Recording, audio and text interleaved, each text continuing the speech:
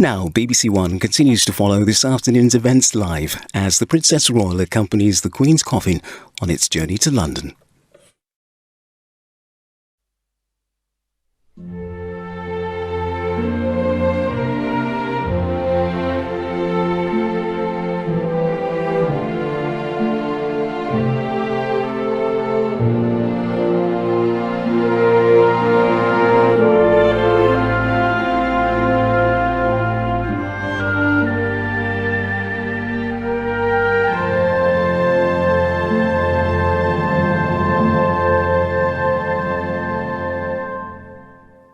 Good afternoon and welcome to our special programme as the Queen's final journey to London begins.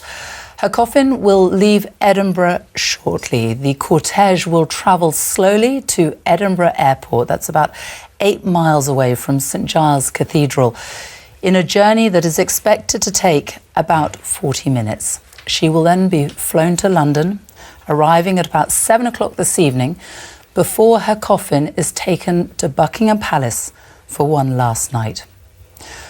Well, this is the scene near St Giles Cathedral in Edinburgh, where the Queen's coffin has lain at rest since yesterday afternoon. Members here of the royal family, Princess Anne and her husband, who are heading towards the cathedral, where there will be private prayers for about 15 minutes before the cortege departs for the airport.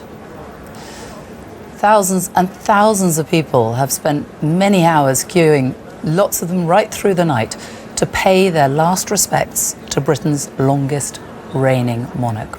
So many people came today that the queue had to be closed at lunchtime. People were being turned away because there simply wasn't enough time for them to make it inside the cathedral. But it's thought that about 26,000 or so people have been able to file past the coffin since 6 o'clock last night. Royal Company, Royal Salute, Present, Bows.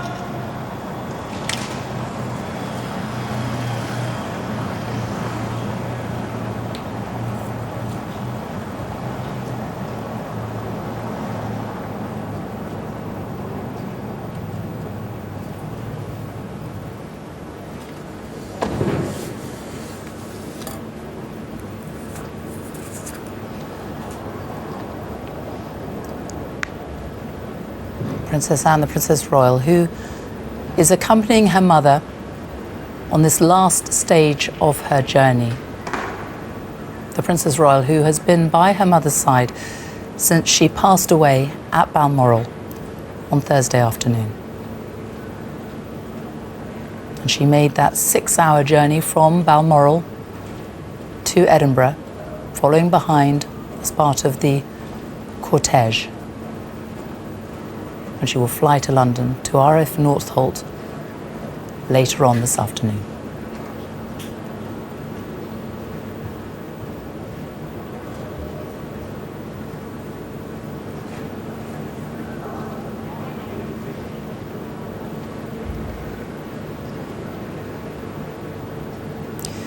So, as Princess Anne and her husband, Sir Timothy Lawrence, enter the cathedral, these are private prayers. We will not see any of what happens over the next 10 or 15 minutes or so as they prepare to bring the coffin outside and place it in the hearse. But let's join Kirsty Wark, who is outside in the streets by the cathedral. Kirsty.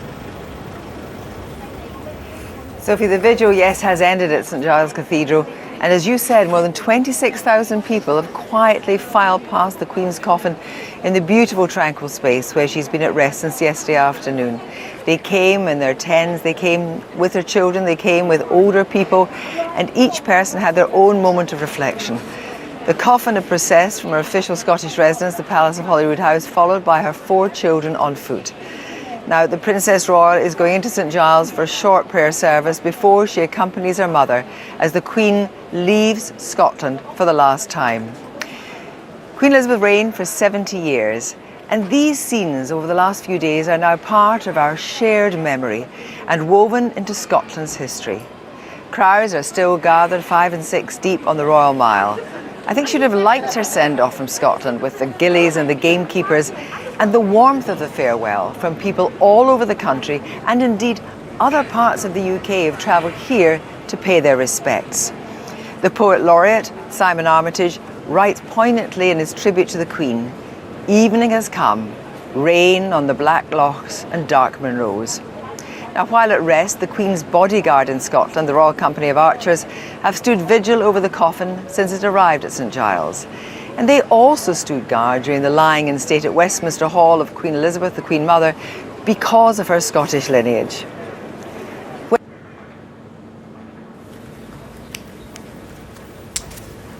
Well, while we watch these pictures, let's talk to two of my guests who are here with me this afternoon.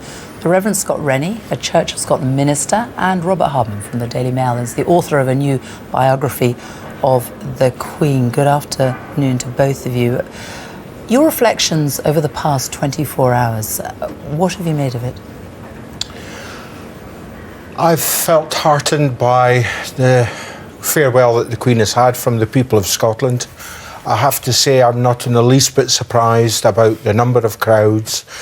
Obviously there will be many more who are disappointed in not being able to see her lie in state at the High Kirk of Edinburgh, St Giles, but I'm not surprised at the warmth of farewell. For those of us who have known the Queen as part of public life in Scotland, it comes as no surprise to me. Over the last 24 hours, I've heard many people say she visited Scotland. I have to say, as someone from Aberdeenshire, Aberdeen, the northeast of Scotland, I've never thought about Her late Majesty the Queen, or indeed our new King, as visitors. They are very much they belong to us, they're part of our family. I mean, obviously one's respectful to them, they're a royal family, but I've never thought of them as visitors, always part of our community, and that's why I think she's receiving the send-off that, frankly, she more than deserves. It's very poignant, isn't it, that she has been able to spend this extra time with the people of Scotland? Yes, and who knows if that's what she would have wanted.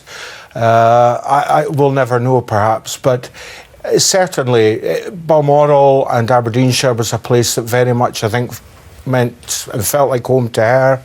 Certainly, those of us from that part of the world, we feel very fortunate to have had her, not just as a monarch, but as one of us, if you like, in a different kind of way, but nevertheless part of our community.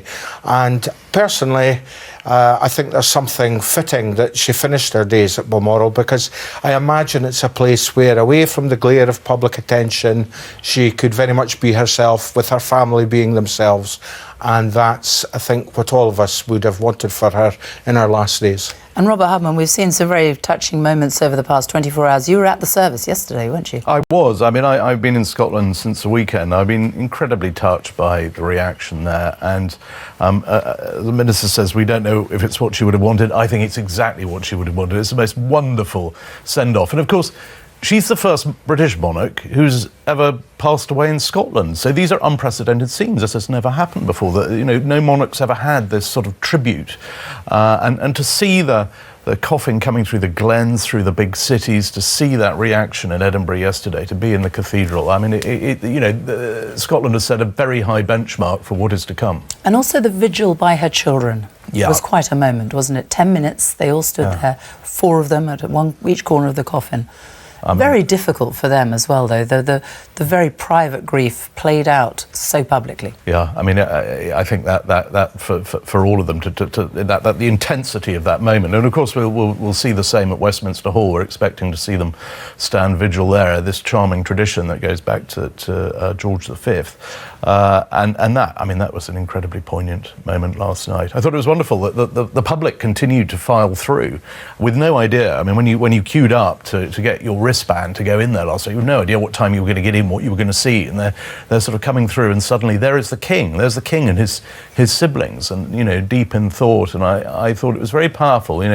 Monarchs bow to no one, and there's a monarch bowing because there is the greatest monarch of our lifetimes. And you could see how moved people were as they walked past the coffin last night. And Kirsty Wark has been there the whole time. She has been talking to people who have travelled far and wide to be there to show their respects. Let's go back to Kirsty as we wait for the Queen's coffin to be brought out of St Giles Cathedral. First of all, Sophie, I talked to people when they came out because they had no idea that when they went in they were going to have, as it were, the royal family standing guard with their backs to the Queen's coffin. And they said that it was a moment in their lives that will be very special to them. And it was a moment of contemplation and it was a moment of unity. And they'd come from all over. I think a lot of people came to Scotland hoping that they would be able to file past and see the Queen here, thinking that actually the crowds would be so great. So a lot of people from Northumberland, Yorkshire, places like that, they made their journey to Edinburgh. And when the Queen actually departs St Giles, the royal banner of the Royal Arms of Scotland will remain draped on the Queen's coffin, while the crown of Scotland, the oldest crown jewels in the United Kingdom, used in the coronation of Mary Queen of Scots in 1543, they'll be returned to the crown room at Edinburgh Castle. And the cortege, when it leaves, will go up past Edinburgh Castle, down towards Queensferry to Edinburgh Airport, and then she's going to travel by air in an RAF flight to Northolt and thence to Buckingham Palace. But I think one of the most interesting things about this is that of a very sad and solemn occasion in one way, but people have been so engaged in seeing things like the Company of Archers, the formal bodyguard of the monarch in Scotland. You saw outside St Giles waiting for the Princess Royal to come, Richard, Duke of Buccleuch in Queensberry. He is the Captain General of the Company of Archers, and they were standing in West Parliament Square. And it was lovely because it was the first time for a little while we'd heard the pipes. The pipes came down from Edinburgh Castle, and it reminded us that when Queen Victoria was in residence at Balmoral, she liked to have the pipes every morning at 9 o'clock for 15 minutes. And I don't know if it's true every morning, but apparently the Queen liked to do the same. She liked to have the pipes to greet her, to greet the day. And of course, the way that Balmoral sits, it sits in this beautiful area, and you can imagine the pipes echoing round. And I think people here have really appreciated understanding more about Scotland's history throughout what is, after all, a very sad time. There, Kirsty, that we They're can very see. quiet, very respectful at the moment. Wonderful shots, Kirsty, of the crowds that we People can standing, see. Yes. Yes.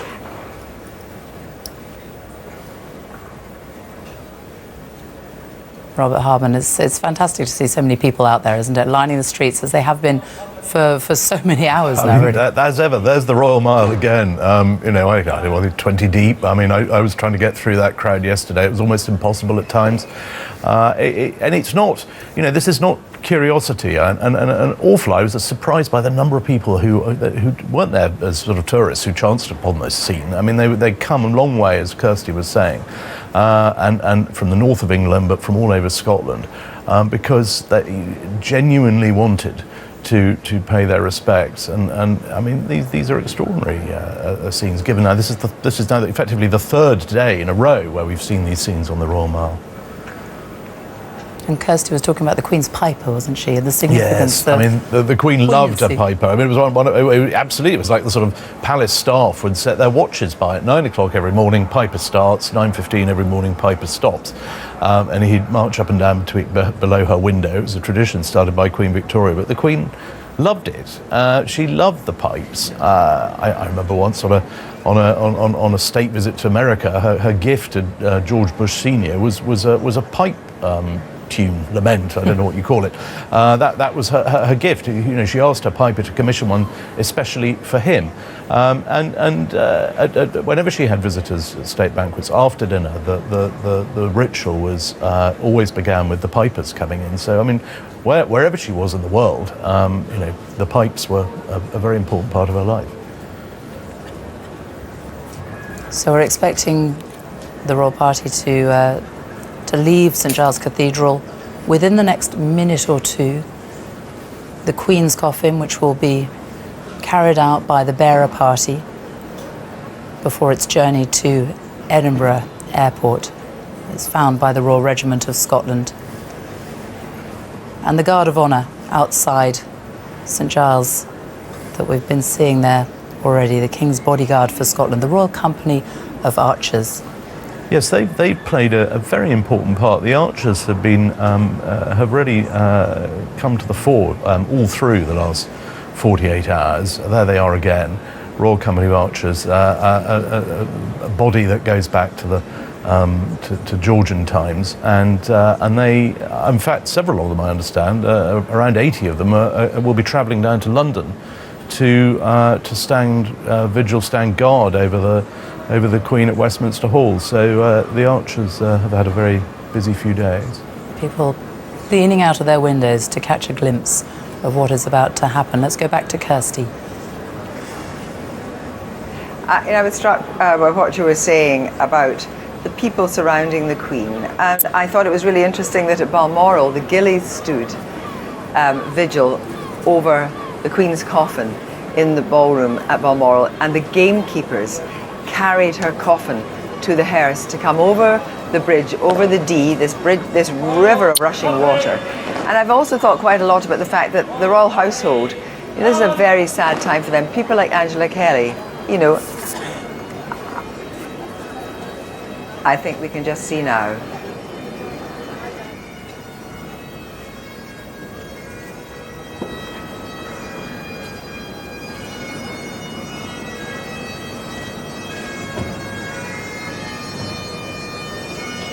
And so the doors at St Giles Cathedral have opened. The pipes playing Flowers of the Forest.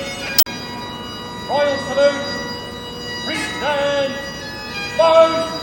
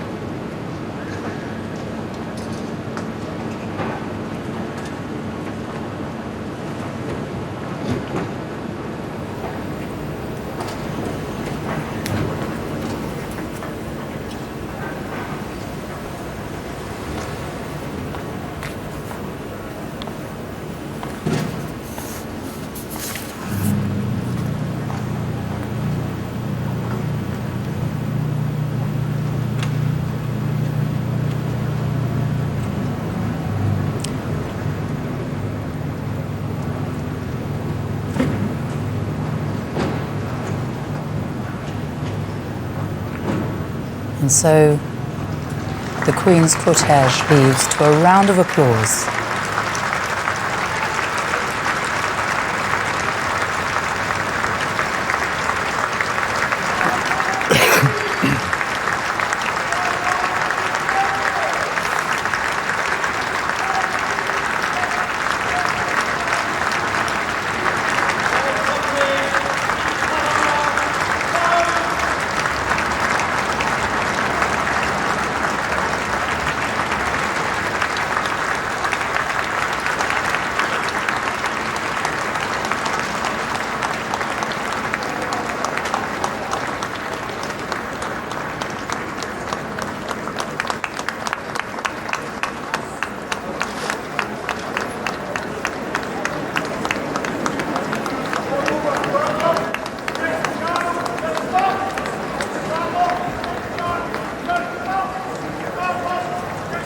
Robert Hardman, the scenes we are witnessing there, it's the silence, the Yes. simplicity and the applause. Some applaud, most are nod their heads and pay their respects in silence. I mean, there's no hard and fast rule. It's incredibly good-natured all the way along here. People are just feel very lucky, very privileged that they can see this. I mean, this is something that's never happened since the Union of the Crowns in 1603. You know, monarchs have always been commemorated in England, but these events have, I think, really underpinned. I mean, we've been saying for days, you know, how much the Queen loves Scotland. It goes without saying she did, and what's beyond doubt is how much Scotland loved the Queen. And Reverend Scott Rennie, we also know how important the Queen's faith was to her. You heard her speak about her faith and how it helped her at a time of grief shortly after she lost her mother.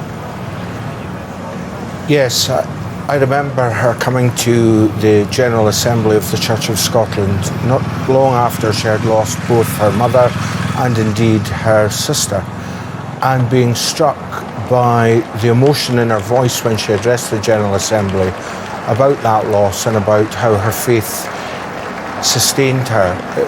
One doesn't often see that emotion, but it came through. And I think there's something about the Highlands.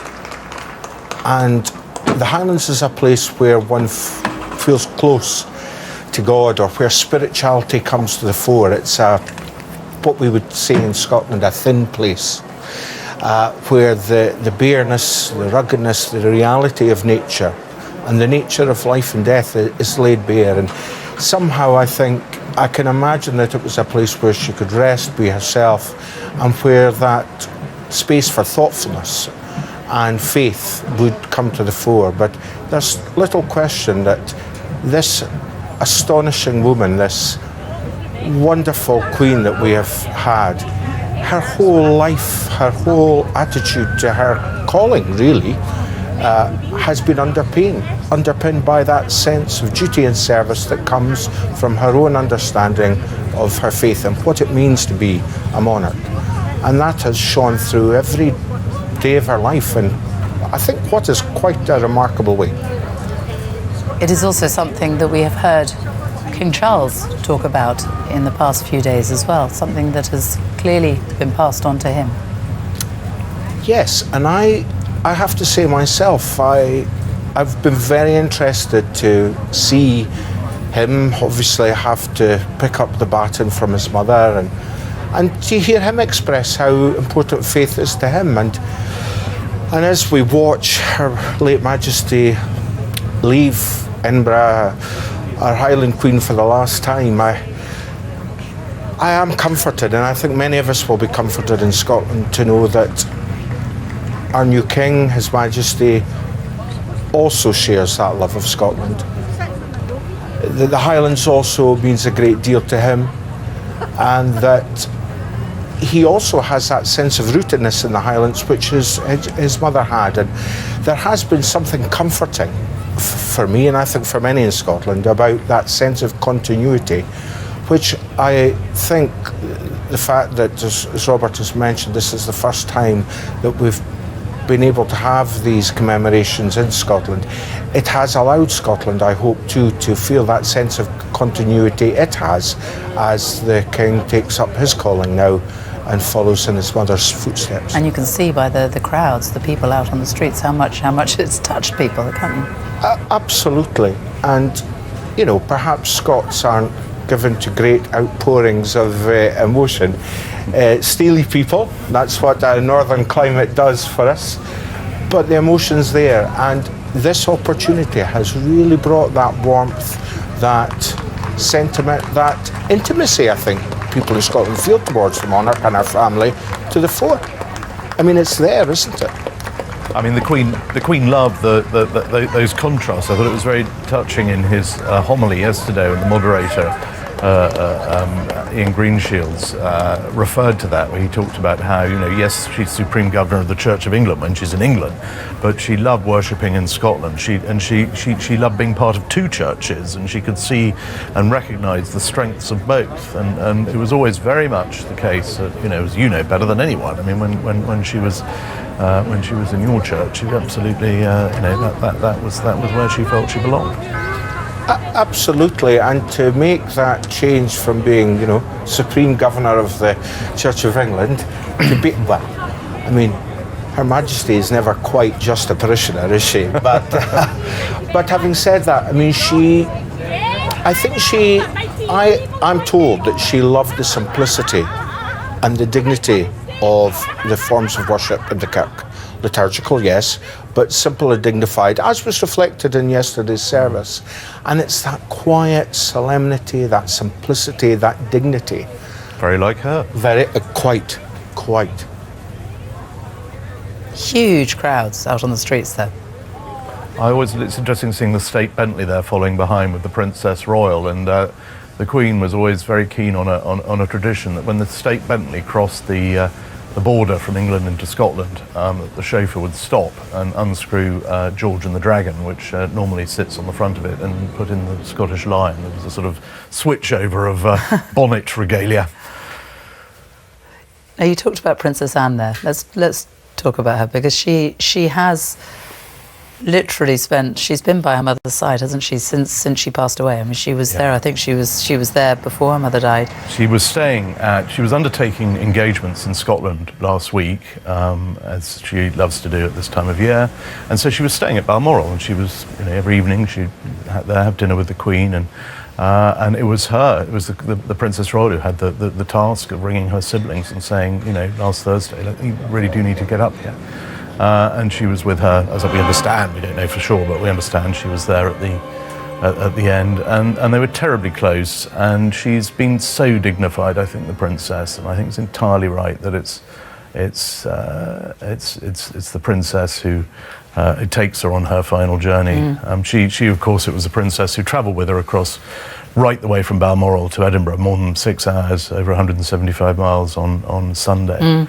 And I think she has felt this as deeply as anybody, and is I think, just, you know, doing her mother proud. And it was very striking seeing her last night at the children's vigil, as it was called, the King's Vigil, because that it was the first time in history a woman had ever stood guard at a monarch's coffin.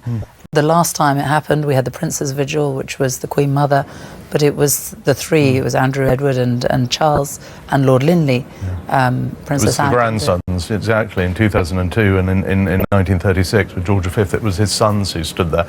And I suppose in 1936 it wouldn't have occurred to anyone for a princess to do something like that. But, you know, she's a very remarkable princess. I mean, she's possibly the first person in history who, on being made a Lady of the Garter, said, actually, no, I'm going to be a Knight of the Garter. So after her initial, she has KG. She is a knight, even though she's a lady. You know, I think she absolutely plays prince or princess. I think it's immaterial to her. She's a rock solid support for the monarch.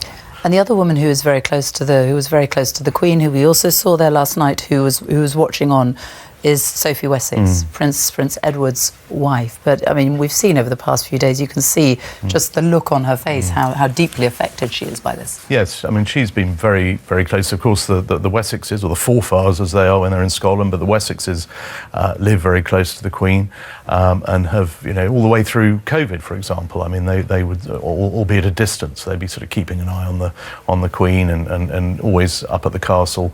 You know, it's a very close relationship there. And yes, Sophie Wessex, as we've seen time and again, has been very moved. So, in fact, of course, as the Queen Consort, I think, you know, this is for everybody, not just for the children, but for everybody who knew her and knew, you know, they were so grateful for the way that she would welcome them into the family. She knew how hard it was to marry into this institution and the sort of, you know, the sacrifices involved, if you like, and she was always going out of her way to make all her daughters-in-law, granddaughters-in-law, you know, whoever it was, to help them with this process, and they were always incredibly grateful for that, and you know, now more so than ever, I think. And a lot of that time that they spent was together at Balmoral. That was their family time, wasn't it?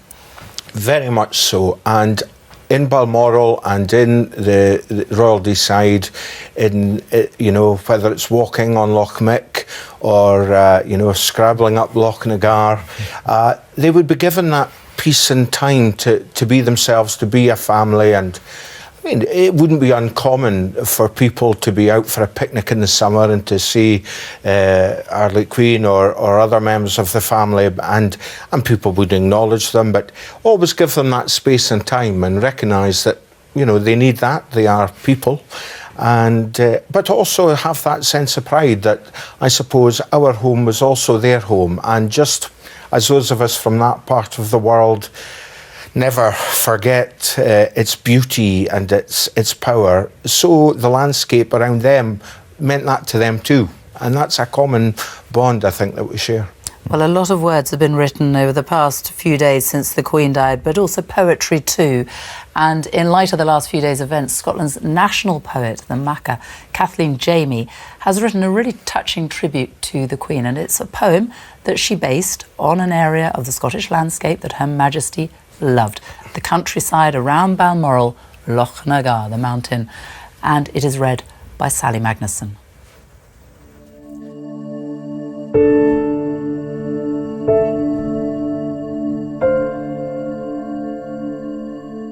The alder boughs hang heavy, red weighs the rowan trees that line the well-loved path which climbs to Loch Nagar from Dee, and knows at last the open hill, those ancient wind-honed heights where deer stand shy and skylined, then vanish from living sight,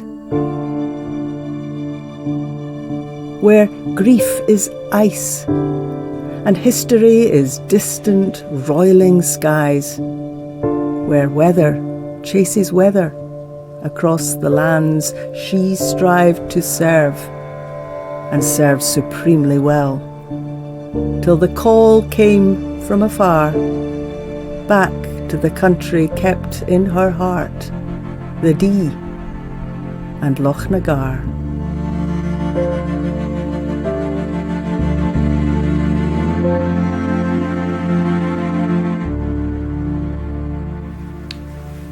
Beautiful words and beautiful scenery as well there. You can see why the Queen loved it so much.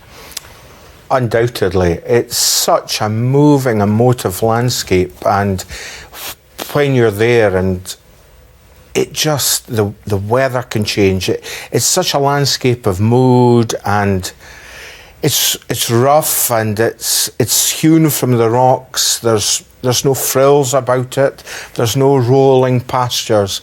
But its beauty is its intimacy, and also it reminds you that life is fragile and that we all live in this environment that really we cannot fully tame. You feel very small in those kind of environments, don't you? You do, and yet you feel very at home. And If you walk Loch Mick, as often the royal family do, you can be halfway down the loch and suddenly the rain and the cloud comes over the lip of Loch Nagar and you wish you'd brought your raincoat, or it can just change. But that's the beauty of the place. It's a place where you feel eternity. You get that sense that you belong, whether you're a religious person or not, you get that sense that you belong to something greater than yourself. And I wonder in these last few days, as the events have played out both in the streets of Edinburgh and in Scotland, we've been reminded, because of the monarch's passing in Scotland, that this story that belongs from James the Sixth, who became James the First of Scotland, this story is also Scotland's story. It's our story as the United Kingdom collectively, and it's brought us back to that sense of continuity we have. I mean, isn't that the joy and the treasure of monarchy, that it draws us back into our story, who we are, what makes us who we are, and that's the landscape, the people, our history together. And it was the privacy of Balmoral and the estate that the royal family, dating all the way back to Queen Victoria, who bought it. Yes, Queen Victoria, I mean, she loved that sense of getting away with it. Loch Nagar, we heard there in that wonderful poem. I mean, she climbed Loch Nagar not long after they built Balmoral, and she was always... she'd often be out on the estate. If her prime ministers came up, they'd have to go and find her in some bothy where she'd decided to go and write her journals. Certainly, I mean, every visitor up there would always be struck by that informality, wouldn't they? I mean, prime ministers famously would be asked up for a weekend every September, and were always slightly taken aback on the first visit because they'd go for this barbecue with the royal family, and Prince Philip really would cook the barbecue, and the Queen really would do the washing up. and if they tried to help, they got very short shrift. On Mrs. Thatcher's first visit, she was desperately couldn't tolerate sitting there being waited on hand and foot by the monarch and then watching the monarch doing the washing up. And in her thank you letter, she very sweetly included a pair of washing up gloves to the Queen.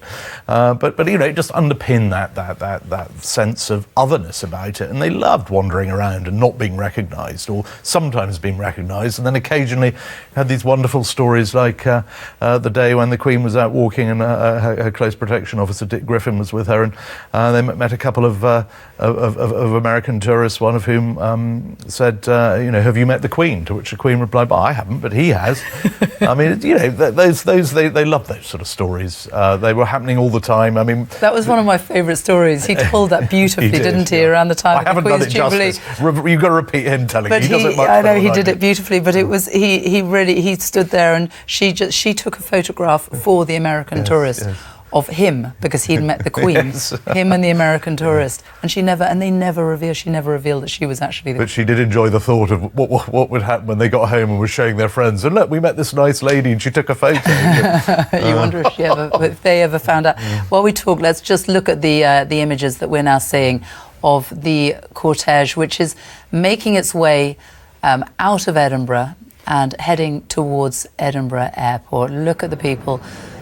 All of them out there, they've just come out to catch sight of the coffin before it leaves Edinburgh, before it leaves Scotland for the last time.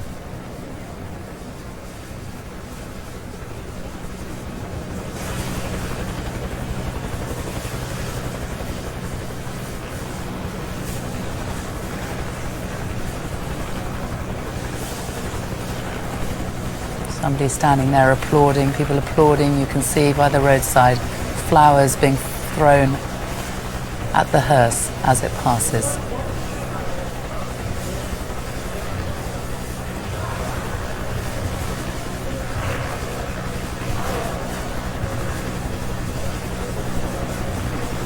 It has been very poignant, Robert. I'm going to show some images in a moment, but what we have seen over the past few days of the people, particularly on that journey from Balmoral to Edinburgh, the 6-hour journey, the people coming out onto the street, the simple, quiet tributes that they've been paying. That's right. And when you think that they've had very little notice about this. I mean, on Sunday, the people only knew the route less than a day before.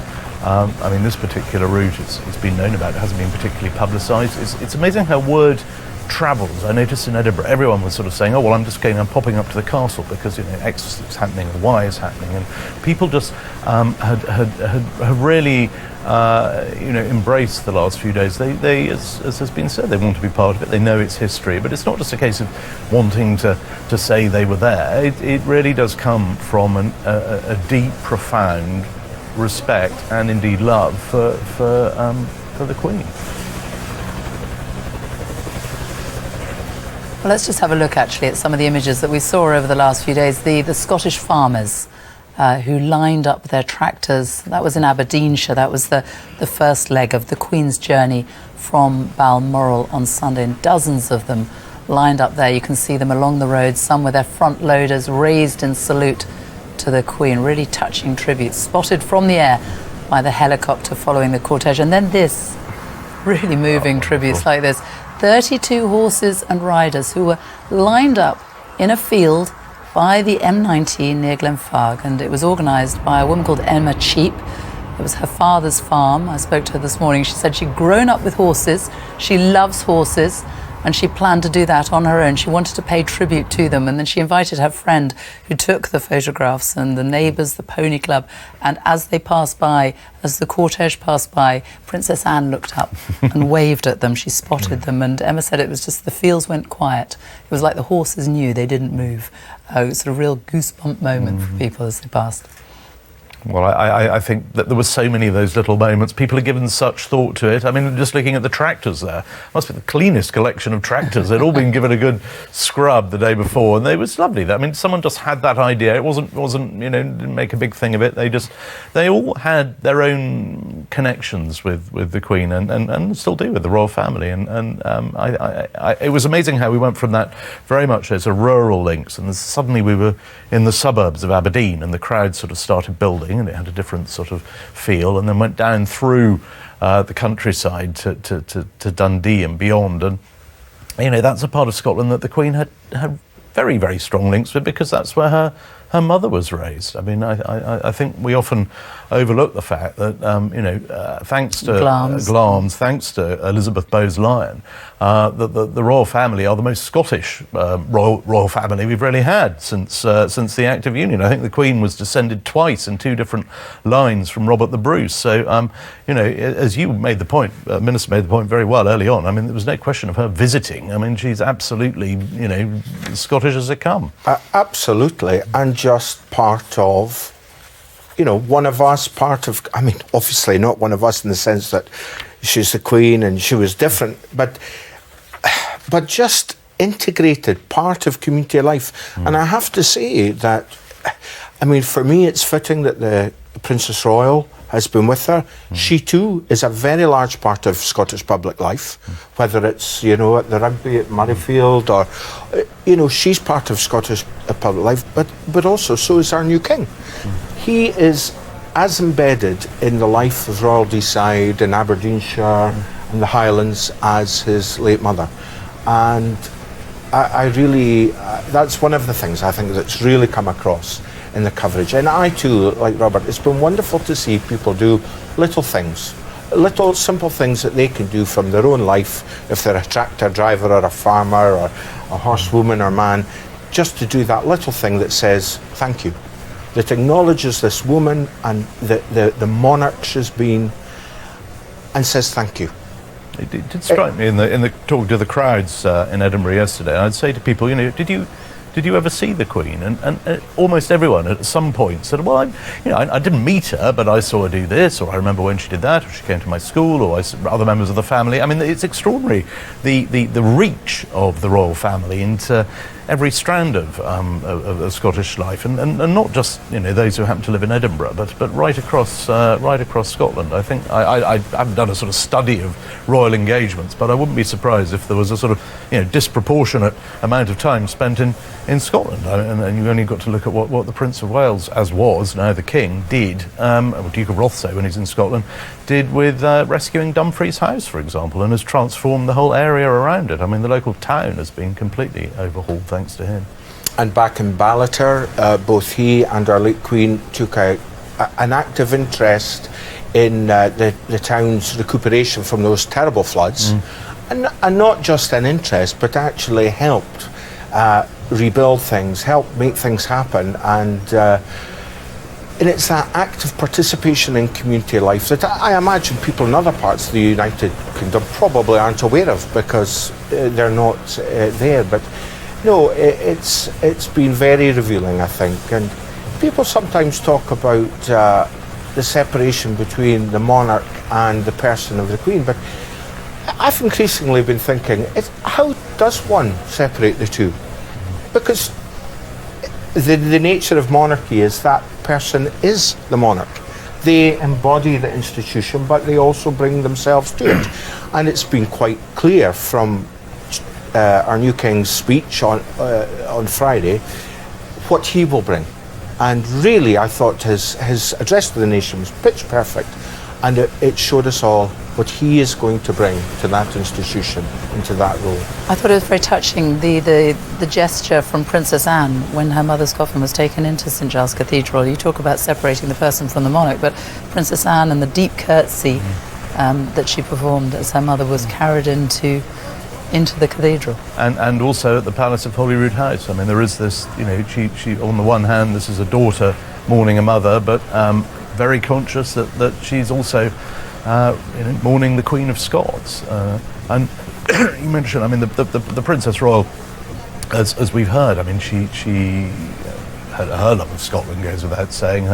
Particularly her love of the Scottish Rugby Football Union, of which she's a very devoted patron president, is well known. But she loves spending time up there. Her idea, I was lucky enough to interview her for her 70th birthday. I mean, her idea of a holiday is sailing around the Western Isles of Scotland in a sort of howling gale. And ditto the Queen. I mean, when I was writing my book, I tried to find examples of, where did the Queen really like to go on holiday? Well, obviously Balmoral. But it's extraordinary that in her 96 years, she almost never went on holiday anywhere else. You could count the number of foreign holidays that the Queen had that weren't in Scotland almost on one hand. I mean, that given any opportunity, that's where she would rather be. Well, you spoke earlier about the people who had met her occasionally. We're going to hear now from somebody who actually was lucky enough to have performed for Her Majesty the Queen, the violinist Nicola Benedetti.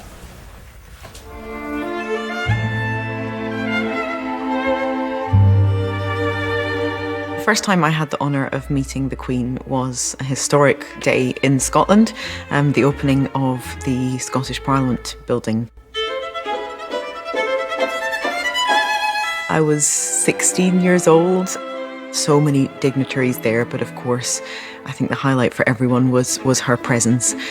I was sort of taken to and introduced to her in the middle of hundreds of faces, and she was extremely funny and complimentary and friendly, and congratulated me on the performance. It was quite daunting and overwhelming, but she put you at ease so immediately. Probably the most intimate and memorable occasion for me was the private meeting when I received the Queen's Medal for Music. She was extremely informed and knowledgeable about my work in music education and my work for young people. We were also talking generally about the challenges that the young generation face today. She was also sharing with me particular personal experiences that she's had and seen evolve and change over the years. She said that she used to look out into a sea of actual faces looking at her, and now she looks out into a sea of screens trying to capture photos, and how much that has impacted and changed the experience that she had in meeting the public.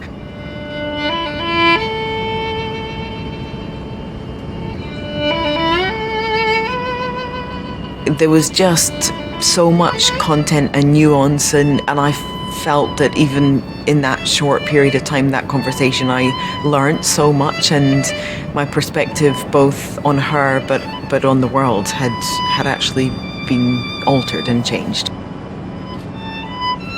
There are, of course, a multitude of feelings on a general sense within Scotland towards the fact of the monarchy, but I think to separate that from feelings towards the Queen is right and is accurate. And I think everyone is feeling huge sadness and admiration for her and her legacy and the life that she led.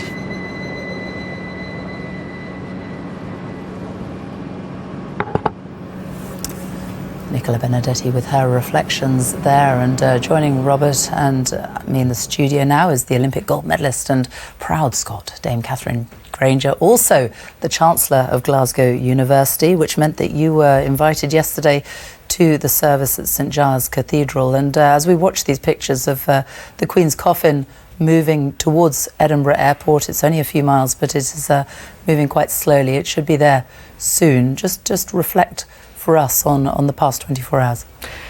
Yeah, well, as you said, because I'm the Chancellor of the University of Glasgow, my original plan yesterday had been, it's the start of Freshers' Week for the new university year, so it was obviously a different week planned for a lot of university students and people connected to universities, but that's why I was going to be up in Glasgow anyway. And then I got a call on Saturday if to represent the university if I'd attend the service for memorial yesterday at St Giles Cathedral. So it, as everyone would say, incredible honour to be asked, massive privilege, but it was really sobering. It was quite a sombre effect, although it's an incredible life to celebrate, and we have talked so much about the Queen and all that she has done, especially in Scotland. It's still, I think inevitably the moment you see the coffin for real, you sort of finally have to accept what has just happened. So it was an incredible atmosphere. The crowds gathering. We've seen the footage already and the people lining the streets already today. There's so much goodwill for the Queen and for the royal family especially as well, who were obviously all gathered there for the memorial yesterday. So a lot of incredible people wanting to be close, wanting to, well-wishers, support, showing their love and gratitude of someone who's made a big difference to that country. And you were very fortunate. You've met the Queen on numerous occasions. You had some quite intimate moments with her, didn't you? Yeah, and I do. I feel very fortunate to have done that. We talk about this now. She is such an icon for the world as well, the United Kingdom. But she, you don't ever, growing up, although she's been this constant through all her life, I didn't expect to ever meet her personally, and never mind sort of a few different meetings. I was obviously part of the British Olympic team for many years, and she always very generously hosted the Olympic and the Paralympic team, usually after the games. Either she had events up at Holyrood, in Edinburgh, down at Buckingham Palace, garden parties within the palaces itself, and it's such a huge moment. I think people who compete for the nation and compete under that Union flag and sing God Save the Queen at every sort of sporting event, to actually then meet the woman for real and to be able to have conversations with her, it's a huge moment and a huge what was event. it like? What was she like when you chatted to her? Always engaging, always interested. As many people have said, I think she's got she had this incredible gift of relating to people. Somehow, despite the world and the life she inhabited, could somehow feel relatable to athletes from any background, any walk of life, any sort of part of the country, and she could connect and relate and make people feel very comfortable. She, we talk very famously now, did have a sense of humour and was just interested in people and engaged. And I think, obviously we 10-year anniversary this year of the 2012 games, and she had such a strong role during the 2012 Olympic opening ceremony and during the games itself, and a big presence at that time. And I think, speaking to athletes not just from our own team but around the world, there was a huge moment when we saw her meeting the James Bond moment, when she jumped out the airplane. When you talk to athletes from all other nations, they were thinking, this is an incredible country that has someone who is the head of state and would do that. And because it was the fun element, it was the getting involved, taking part, and sort of celebrating the whole event. Well, to have the confidence to do that. In so many other countries, a sense of humour and head of state don't go together. But that was a wonderful, wonderful moment. It was a total surprise that evening in the Olympic Stadium. I remember sitting there surrounded in the press box, surrounded by journalists from all over the world. They were all a bit confused by a lot of this sort of fabulous Danny Boyle show. They couldn't quite work out what was going on. And suddenly, oh my goodness, it's James Bond, it's the Queen, this is Britain. And the headlines the next day, as many headlines around the world were, some said, Olympic Games open in London. I think rather more said Queen jumps out of helicopter with James Bond.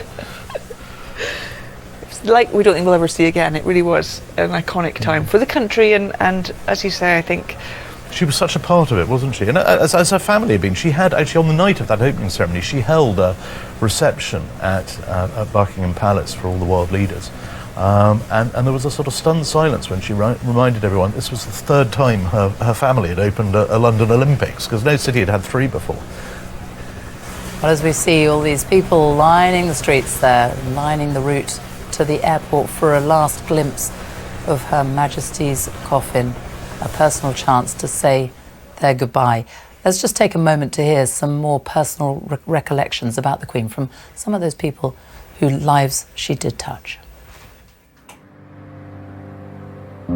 I am the Secretary stroke Chairperson of the Glasgow branch of the Association of Wrens 2016. That was the 70th anniversary of the branch being formed, and it was decided that perhaps we would try to take some of the elderly group to the garden party at Holyrood Palace.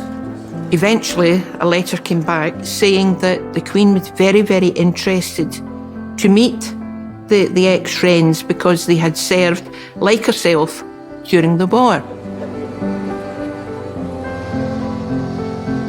You know, she spoke to every single one of them, and once they got over their nervousness, I think they just spoke to her as though she was a member of the group. They had something in common, that they were all in uniform. They were just so happy. And I think that was the highlight, the whole highlight of their day.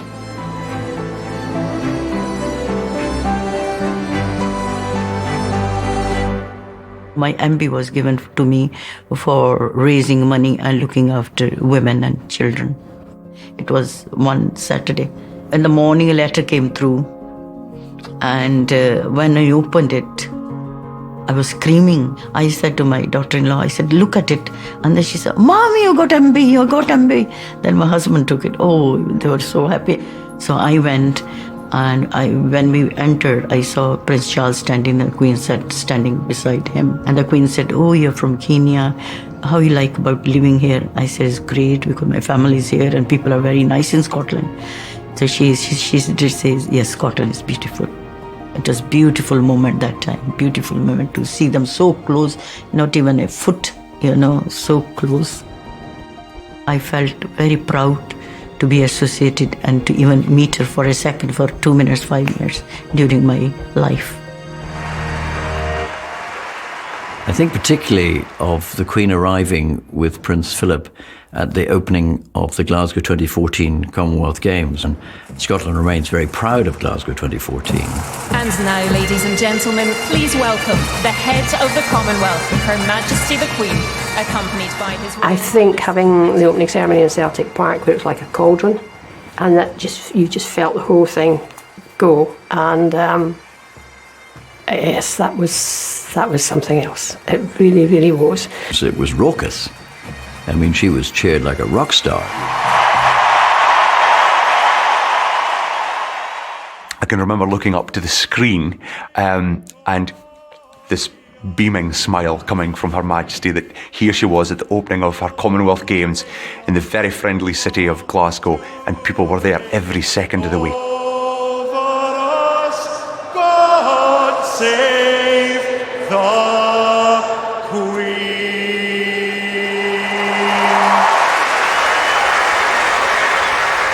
The RAF's red arrows there, and it is the RAF who will be flying the Queen back to London this evening. These are live images from Edinburgh Airport, and this is the Globemaster, the C-17 aircraft that will be transporting the Queen's coffin back to London, back to RAF Northolt, just west of London. The flight is expected to take off at about 5:45 this evening. It's an hour-long flight. This is a huge aircraft. It's a heavy lift transport and cargo carrying aircraft made in America, American-made, but we've had them in the RAF for many years. It's a very versatile aircraft that crews love flying, and it has been used extensively, most recently in the Ukrainian conflict, in humanitarian sorties. It's been used as well in the evacuations in Kabul and Afghanistan a year ago. and they're ready to receive the cortege when it arrives at the airport any time now. This is the final journey, isn't it, Robert, from Scotland, from the country that the Queen loved? It is. I mean, it's a very powerful moment. You know, this is the Queen of the United Kingdom who has loved all corners of the kingdom, and she's flying back home. Home. I mean, she's back to the capital, but this will be the last time. I mean, a monarch who spent more time in Scotland than any monarch ever, and just as we've said so often, I mean, loves it, feels part of it. I mean, this really is a very profound farewell.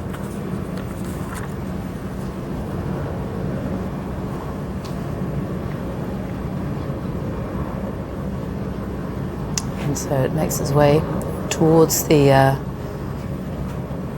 airport. It's only an hour-long flight to London. Tell us what is going to be happening, Robert, when it arrives in London later this evening. Yes, I mean it's important to remember this is the sort of the RAF taking central stage, and this, I suppose, this is their farewell to someone to whom they were incredibly attached. She was incredibly attached to them. Her father, George VI, first member of the royal family to win his RAF wings, was always delighted to wear RAF uniform.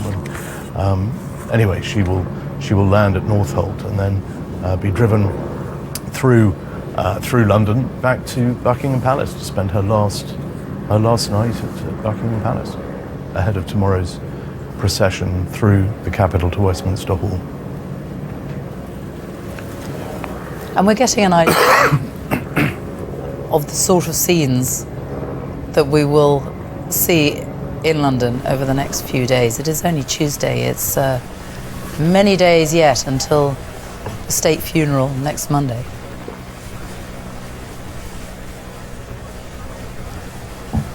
I think certainly the scenes in Scotland have shown just how, certainly been very impressive, will have been noted by people all over the United Kingdom, and certainly London will want to match the grandeur and the dignity.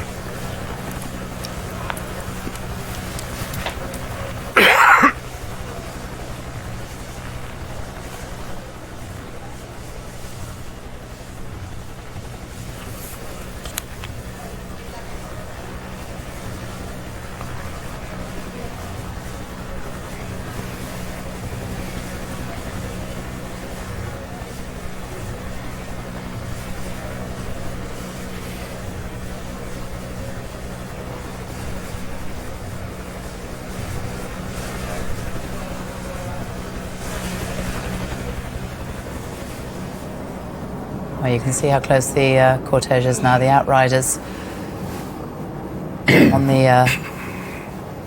outskirts of the airport making their way. And there will be a simple reception for the coffin when it arrives. There is a bearer party that will carry the coffin onto the C-17, and also a guard of honour founded by the RAF.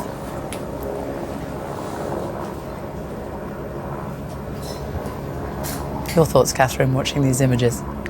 Yeah, I mean, as Robert said, it's very moving. It does feel, this is her final farewell to Scotland, as we've said. A place she spent a lot of time in, and the people had a huge love for her. And the sun's lowering the sky. There's so many sort of symbolic, just the images. They're very strong and very symbolic. And this last bit feels quieter. There's a sort of gentleness to the end of this journey as it feels appropriate.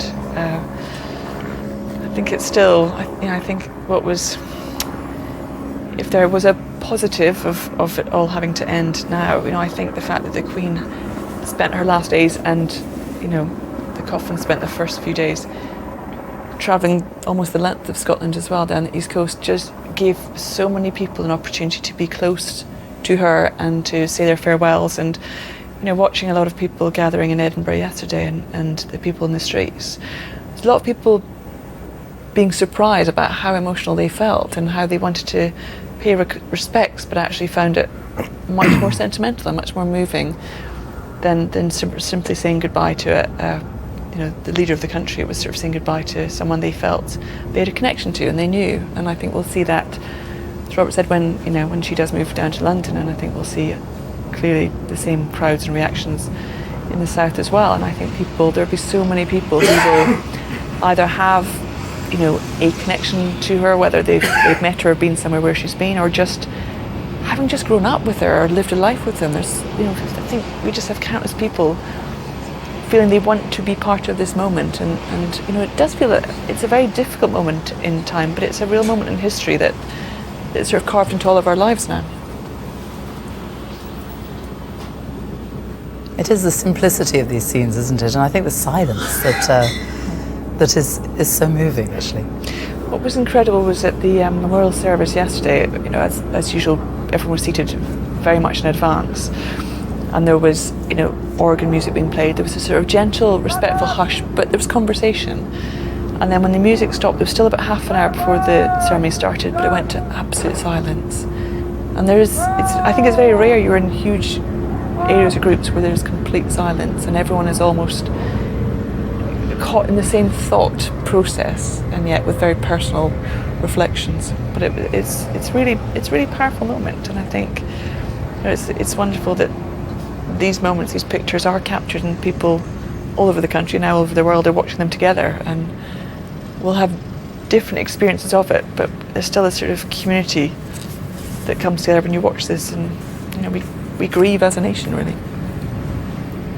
Well, let's just watch as the hearse draws up by the ramp of this huge cargo plane, the RAF Globemaster. The Guard of Honour there, found by the Royal Regiment of Scotland.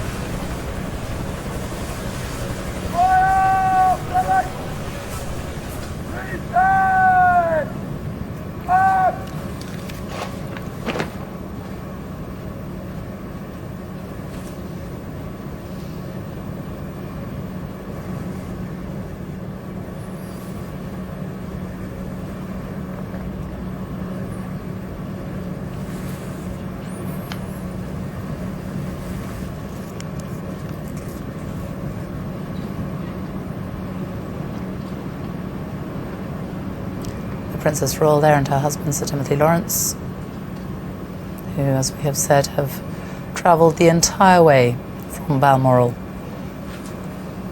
and will continue on to Buckingham Palace, accompanying her mother's coffin every step of her final journey.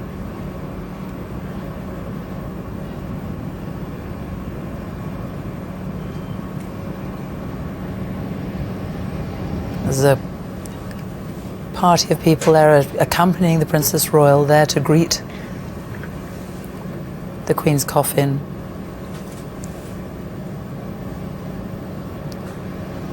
The Royal Air Force Queen's Colour Squadron.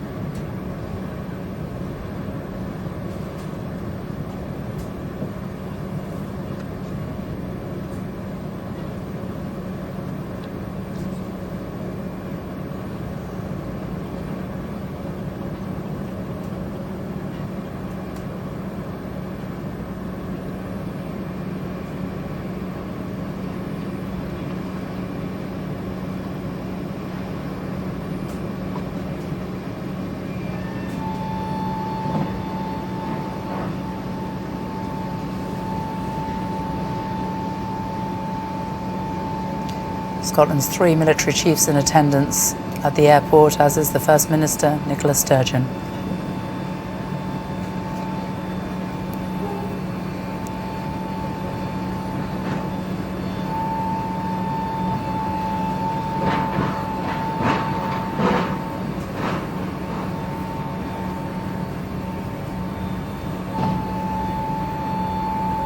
Robert, such a huge aircraft for such a small coffin.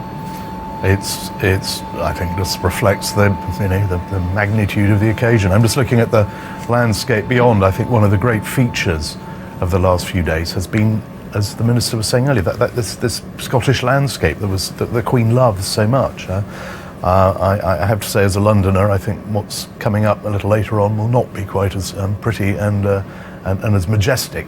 But the hills we saw on Sunday, as watching the coffin make its way along Deeside, the grandeur of the setting, I think, is entirely appropriate. And I think there we see the Princess Royal going to join the coffin on the plane, and I think entirely right that we have this extraordinary aircraft for such a moment.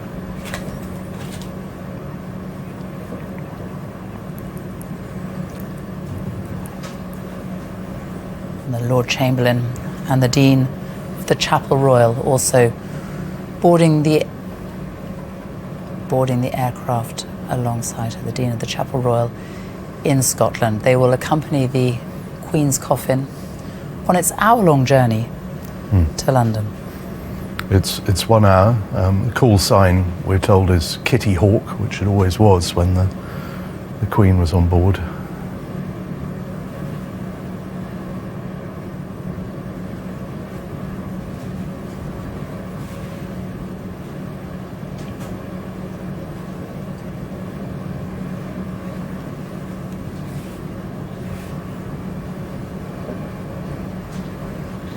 The band there of the Royal Regiment of Scotland watching on.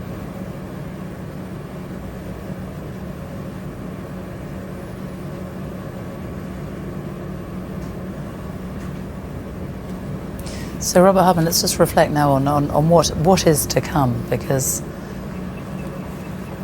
as we say farewell to the Queen in Scotland, we are expecting huge crowds to turn out in London in the days ahead. They're talking about millions of people. I think it will be millions. I think it's going to be the greatest collective act, if you like, the greatest farewell that this nation has possibly ever seen. When you think of the modern modes of transport and communication, it's going to be something like which we haven't seen. This element of it, known as Operation Unicorn, the Scottish part of the proceedings, now comes to a close. But we know that people are flying in from all over the world to I mean, next week, over the weekend, we'll start seeing world leaders and dignitaries, but just ordinary people, as we've mentioned many times over the last few days. The Queen was Queen of 14 other countries. They've lost their head of state. They're feeling this. They all have possibly slightly different memories of the Queen. Some people in Australia will remember her first visit to Australia in 1954. What an extraordinary moment that was for Australia. She's much loved in Canada, a country she's visited more than any other. And so all these nations, people are coming from there to London right now, over the days ahead. And people from all over the UK will be coming to possibly watch the procession that we're going to see tomorrow through the streets of London as the Queen goes from Buckingham Palace to Westminster Hall. Some will hope to join the queues for the lying in state, which will then continue 24 hours a day for 4 days. And then for the final procession to Westminster Abbey for the funeral, and then down to Windsor on Monday for the committal. And I think we can safely say that every element of all those events is going to draw, as you've said, Sophie, millions of people. And if for people who will remember when the vigil held for the Queen Mother, the scenes passing through Westminster Hall then, I mean, it was quite extraordinary. That was an incredibly stirring moment. I mean, the grandeur of Westminster Hall. I mean, St Giles Cathedral last night was lovely.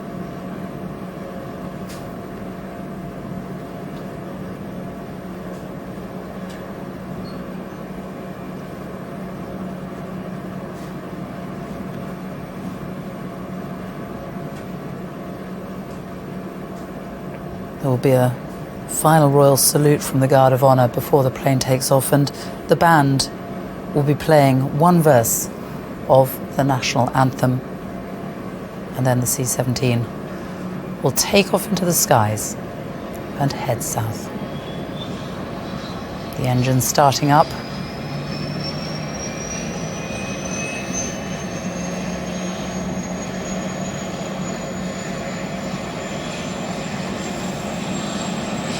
It will be quite a sight in the skies heading south, won't it? I think people look up, you will see that plane coming down. I think if people can see it, if it's a glorious late afternoon there, people will be wanting to capture this sight. I hope the weather will be the same in London. I'm not sure it is. But, I mean, what a magnificent setting, what a magnificent way for our longest lived, longest reigning monarch to say final farewell to a part of the country that was as dear to her as anywhere. And Kath Granger, you got a sense of the people who had come out yesterday and today, didn't you? The lengths that they had travelled just to be there.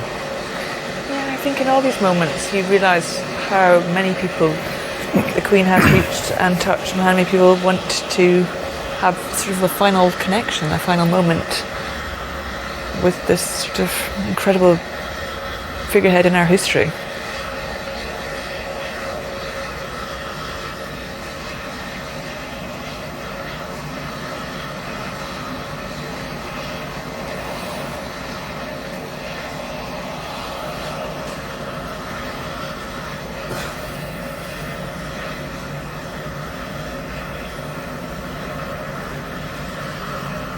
She was, of course, the most travelled monarch in history. It's extraordinary to think she didn't actually leave British soil until the age of 20. But she went on to visit pretty much everywhere, with one or two exceptions on the planet. And no one's ever really been able to tot up the total number of miles she travelled, but largely due to the invention of the jet engine. She's circumnavigated the globe so many times, usually by air, sometimes in her beloved Britannia. Britannia, of course, is now docked not far from where we're looking at now in the docks at Leith. But flying was always part of being monarch. She didn't particularly like flying. She knew it's something she had to do. She always liked to have a St. Christopher's medallion on board whichever aircraft she was flying on. Really? Yeah, it was one of the things whenever they were chartering a plane, because unlike most heads of state around the world who had sort of Air Force One or whatever, the Queen didn't have her own long-distance jumbo jet or anything. And whenever she was travelling, the crew always told, make sure there's a St. Christopher's medallion.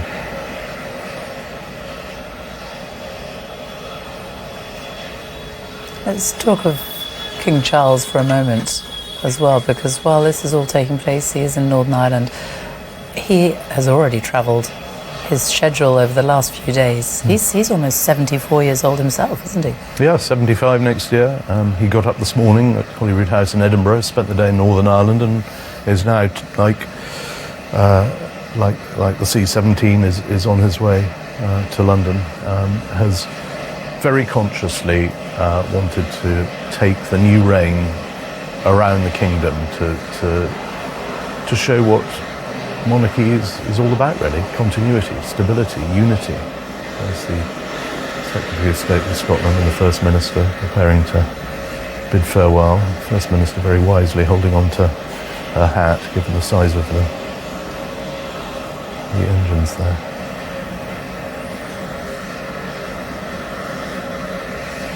As the First Minister, of course, who read the lesson yesterday at St Giles's in that fabulous service.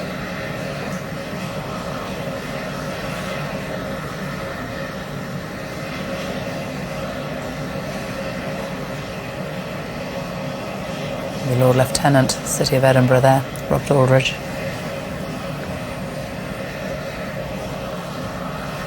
Lord Lieutenants have played a very key role in all these events in recent days. The Queen's representative in all her counties. They've all known her. They've all known the royal family very well. I think they'll be feeling her loss. Everywhere she went, the first person she'd usually meet in any county would be the Lord Lieutenant. And you have to remember the guard there, the people, they will have known her for year after year after year, won't they? That was their role, and she had every week, every year, the Holyrood week. It will be very poignant for them too, won't it? It will, and whenever she was at Balmoral, there was always a guard often from the Royal Regiment of Scotland or from other regiments would be up there as it wasn't a great deal of ceremonial, but they were always very proud to play a part. I think anyone who's served in uniform in any of the armed forces will feel that extra special connection, because you did serve Queen and country, and once again now King and country. My mum was brought up northeast of Scotland, and my granddad was in the police force. So when we saw Ballater, the local towns of Aboyne and Kincardine O'Neill, the three sort of groups of police from the three towns would be asked to come along when the royal family were in residence, especially when they were having picnics and things. So my mum's got photos of my granddad with them all in uniform, sort of very discreetly, but basically looking after the royal family as they had their picnics. And he'd come back and tell my mum and my aunt about a very young version of Anne and Charles running around having their picnic. So I think, like we've said, this connection to family life that the locals, I think, really respected, and I think that warmth was there because they respect the royal family, but they saw them as a family as well in the community, and that's an incredible thing to be part of.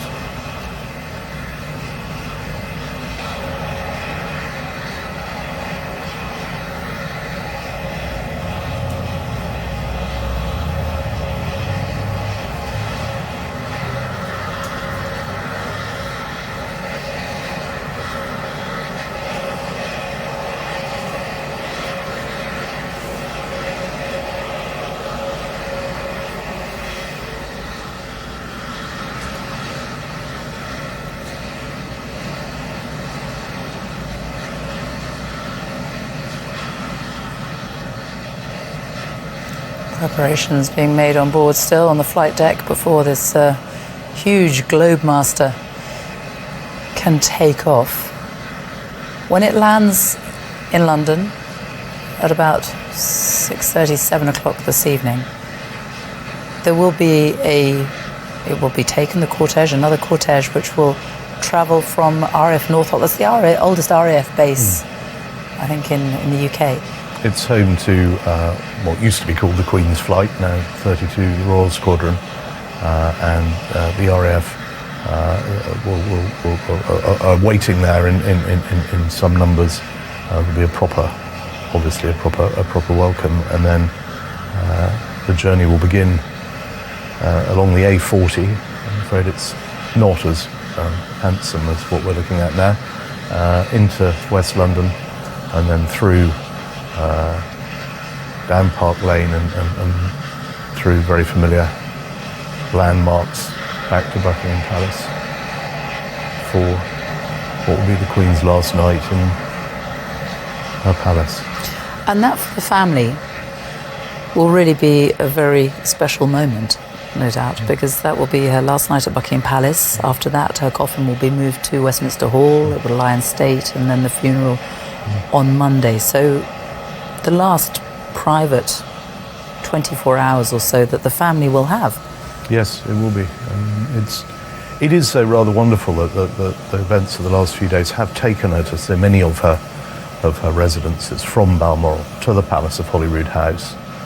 I was talking to some members of the royal household today who were reminiscing just what a lovely atmosphere there is at Holyrood House. It's quite intimate. I mean, it looks very grand. Obviously, it's a palace. It's very historic, but there is a sort of intimacy there, and whenever the royal family are in residence there, everybody loves it, and so from there back to Buckingham Palace, and ultimately to Windsor Castle, which is the seat of the House of Windsor, where her parents lie, where Prince Philip lies. But that's obviously for Monday. Today is a return and a preparation for the great state elements of this period of mourning.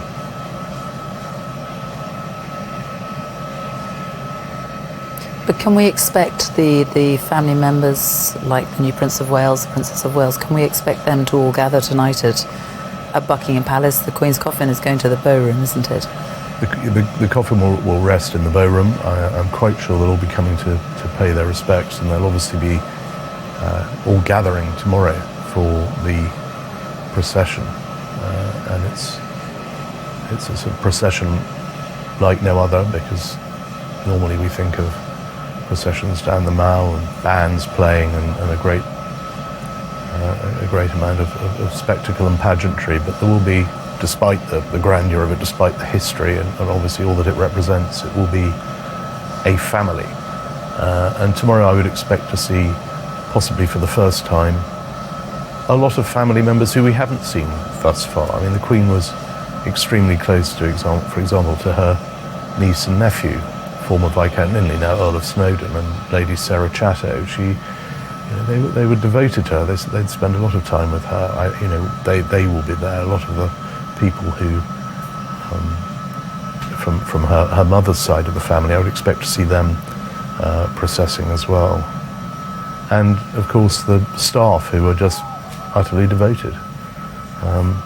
I think we forget at a time like this that of course members of her family are mourning their mother, but I mean there are a lot of people. There were some very emotional scenes, I'm told, at Balmoral as she left on Sunday morning. There's a real sense of losing someone to whom, I mean, love is the word, I'm afraid. It's love. Well, the stairs have been taken up there. The band stands ready. The final royal salute will take place before one verse of the National Anthem.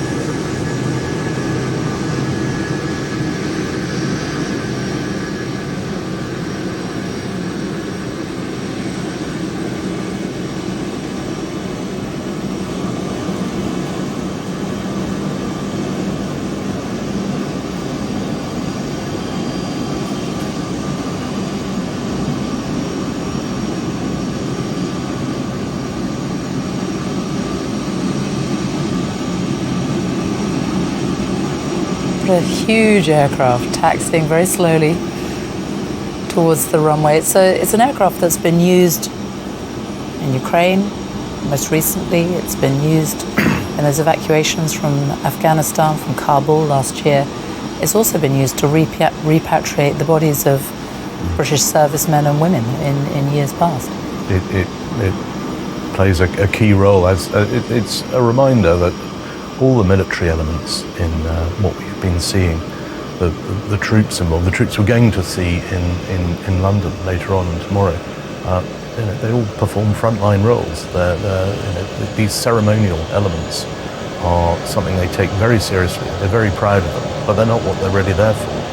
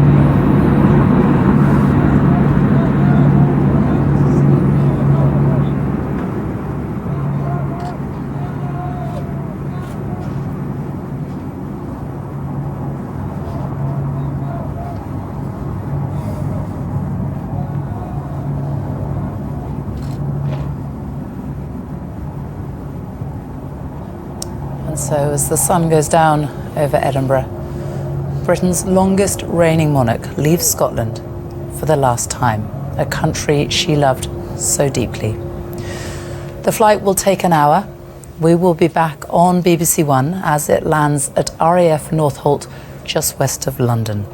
Hugh Edwards will be live from Buckingham Palace for Her Majesty's final journey to the capital.